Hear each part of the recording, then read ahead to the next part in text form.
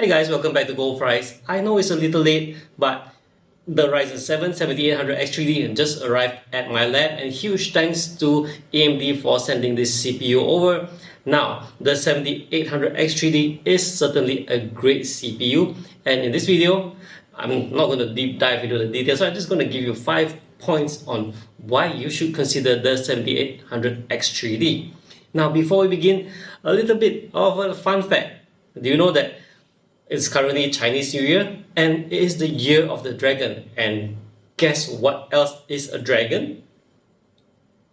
Yes, the AMD Ryzen CPU. Dragon, not lizard. I don't do that tongue thing. The Chinese name is Ruilong, of which if you translate it, it just says Ryzen. But if you go by the words individually, the Long is actually dragon. The Rui, which I have no idea what it is, but on screen you see the definitions available. So basically, looks like it's referring to a dragon. So year of the dragon, it could be the year of the Ryzen. So with that said, let's dive into the 5 points of which I wish to share to you why you should consider a Ryzen 7800X3D. The first being that it is a CPU, a no-nonsense one. Plug it in and it will definitely just push your frame rates whenever the game utilizes the X3D technology, or should I say the 3DV cache. Second thing is that it works well even with coolers such as the AMD stock cooler, the Wraith Prism. Third being that it works even with low-speed memory. We'll go into that later. And then it works well even with low-end motherboard, let's just say entry-level motherboard like the A620 models. Really good fit with the 7800X3D. And the final point being, with all those other points, you get the idea. The total cost of ownership is lower and you get a lot out of it. So with that, it's done the video, I guess. But hey, let's stay on because I have more details for you and also have recordings of how the 7800X3D perform against the 7700X. So we start with the comparison. We'll look at the benchmark scores, in which this setup I'm using this Colorful's Vulkan RTX 4080, and the memory is a Kingston very high-speed model, of which I'm running at 6400 CL32. It's a HyperX Fury, and then the motherboard is an ASRock B650E Steel Legend, and yeah, pretty much that. So here's the benchmarks, and you can see that I'm running at 1440p max details, no DLSS and ray tracing, because this is a good way to judge the thing without going to details of like image quality and all. As you can see, the 7800X3D leads the pack, totally no problems at all. Priced at just RM 1,839, it costs a little bit more than the 7700X at $1,699. So overall, the 7800X3D is stronger at pushing frame rates. The 7700X it has higher clocks, but seriously, when you're buying at this point, most likely you are playing games. So yeah, though you can see that some of the numbers are pretty much same, but for the similar price point, it's quite close. The X3D model definitely will leverage you more, especially when you're on the higher end graphics card. So yeah, future, you have stronger graphics card. The 7800X3D definitely will be pushing frame rates better. And then if you are concerned of the workload, 8 core 16 threads, they're actually pretty much similar. You lose out a bit of time when it comes to, let's say, getting work done, but it's actually, in my opinion, not that much. While the 7700X is a warmer CPU and you need more powerful cooling, so your money is safe, you still have to channel it over there. And besides that, if you're really looking at CPU workloads, then you can consider topping up even more for the 7900 instead. It has lower power draw, 50% more cores and threads. It does not have the X3D advantage, but it's still a really fast CPU that I really like. So yeah, in the end, making decision is simple. Purely gaming, I highly recommend 7800X3D. If you're doing gaming and whatever else, I still recommend 7800X3D over the 7700X unless you really want to cut costs. But if you want to cut costs, you can go for the non-X model like the 7700. Then you can save on the cooling and do tuning and all. And if you want CPU workload speed, you can go for like the 7900. Now, second point, let's talk about this other things that I highlighted. So, the 7800X3D actually works very well with the Wraith Prism cooler. I'm surprised. I have one, so I thought, why not give it a try? So, the outcome is interesting. If you look at the Cinebench scores, they're very close. And apparently, yeah, it's just a few frames behind the one that's using the closed loop cooler. Yeah, I forgot to mention earlier that I'm using a 240mm AIO that's from Deepcool, which is the LS520. Sorry about that, totally missed out that point. But regardless, why is it so that from what I understand, even from in various groups, I'm on social media, I talked to some people, they thought that Wraith Prism wouldn't work, that Wraith Prism sucks and all that, but why doesn't Wraith Prism work with the 7800X3D? Well, it's like this. The 7000 series, it will push to as long as the thermal headroom, it will push to the max. So let's say, for example, you have the Prism and the AIO. They both can hit, let's say, 89 degrees. But the difference is that how much clock speed can be gained from that push. So on the AIO, I saw it's about 85 degrees Celsius, and it can reach the 5 gigahertz clock range. But on the Wraith Prism, it will push until that 89 degrees Celsius range, and then it will reach that limit and it will not push any further. So the 7800X3D is stuck at a few hundred megahertz lower when it comes to the clocks. So what happens is it loses out at that point when you're doing, regardless whether you're gaming or multi-core workload, it will hit the thermal limit, and after that it will lose a few hundred megahertz. So pretty impressive. This is why I like it so much, that you need to not invest so much on the cooling system. You don't need a 240 360mm AIO. A simple Wraith Prism, if you don't mind the slight performance hit when gaming, which I think is very little, is definitely worth it. The only consideration is the fan speed that may ramp up really loud for the Wraith Prism. Either way, you get my point. You get the drift. So moving on to the next point, memory. I got curious and I have this. I run it at default, which is default on the BIOS. When you reset to default, it loads at 4800 megahertz, which is really low. And I compared it to my 6400 megahertz the memory profile on the memory kit. Surprisingly, it did not suffer that much of a hit, unlike the 7700X, of which the hit is quite huge on Shadow of the Tomb Raider, while the other games not so much. So from what I understand, the earlier generation Ryzens do get a lot of performance hit when you lower the latency and speed and whatever else, especially the latency actually.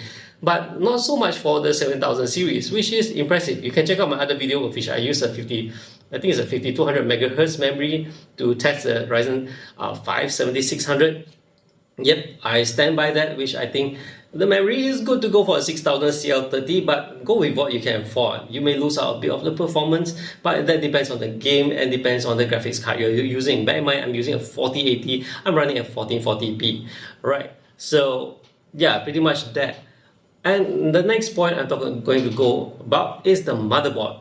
You know, motherboards can be pricey, but for 7800X, it's unbelievable that you have boards like the ASRock A620 MHDV something, which I don't quite remember the ending, that can be found on online marketplace like Shopee for under 400. It is a splendid board at under RM 400. I tell you, I couldn't believe it when I saw what you can get nowadays. It has a VRM heatsink, and I personally like that board a lot. So yeah, $400 board. I mean, it's you can say it's cheaper than B550 motherboards. It's cheaper than even some B450 motherboards. And if you have ever held a AM5 motherboard, the build quality is solid. Even if the VRM heatsink is tiny, but the feel is very different. So with that, we come to the fifth point, total cost of ownership.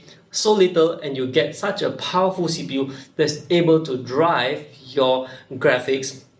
Again, I stress I'm on 1440p. You're buying an RTX 4080 or thereabouts, those kind of range. whether it's 7900 XT, XTX, whatever, you are likely to be playing at 1440p or higher. So the CPU does still have effect on the frame rates, and the 7800 X3D does push it. Or unless you want to play at 1080p for some reason for massive frame rates, you can check out the whole bunch of other reviews over the internet, and they are going to show you that the 7800 X3D is splendid for pushing frame rates. So with that said, definitely this is the year for you to consider the Ryzen 7 7800 X3D. Well, that's it for this video. Thanks for watching, guys. Stay on, because I'm going to show you the recording of side-by-side comparison between 7700X and the 7800 X3D. Other than that, well, if you're not interested in the side-by-side comparison recordings, well, feel free to browse the rest of the videos, and definitely do remember to subscribe to my channel, as I will be having more contents coming in. I'll see you guys in the next one, and bye bye.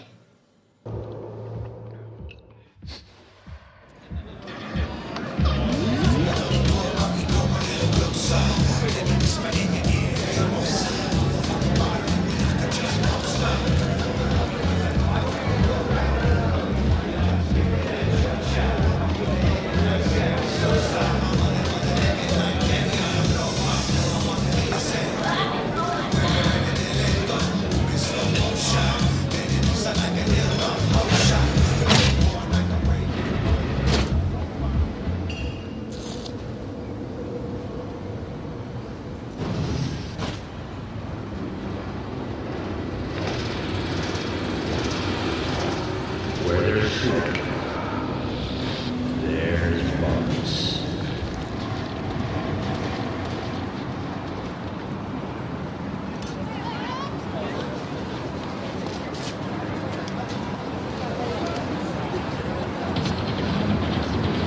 No seas víctima de la moda. Por tu seguridad, lleva un chaleco de armadura.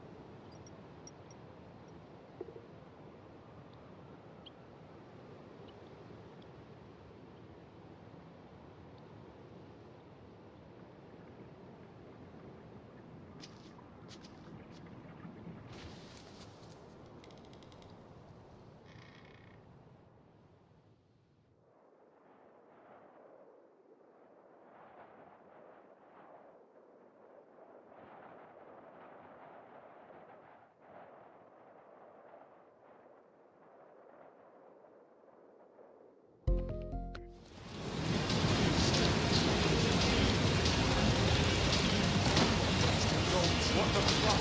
What the fuck? Where's this? No, please.